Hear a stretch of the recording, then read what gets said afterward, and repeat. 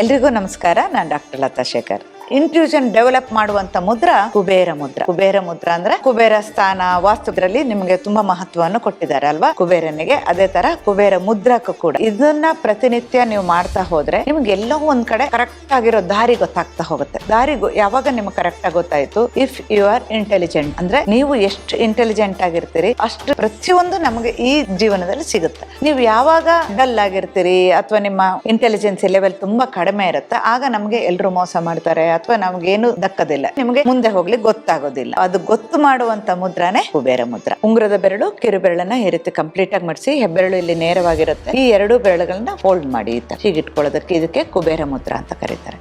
ಇದನ್ನ ಪ್ರಾಕ್ಟೀಸ್ ಮಾಡ್ತಾ ಬನ್ನಿ. ನಿಮಗೆ ಜೀವನದಲ್ಲಿ ಯಶಸ್ಸಿಂದ ಹಿಡಿದು ಪ್ರತಿಯೊಂದು ನಿಮಗೆ ಏನು ಬೇಕು, ನಿಮ್ಮ ಆಸೆ ಏನಿದೆ ಎಲ್ಲದೂ ಸಿಗುತ್ತೆ. ಎಲ್ಲರಿಗೂ ಒಳ್ಳೇದಾಗ್ಲಿ. ನಮಸ್ಕಾರ.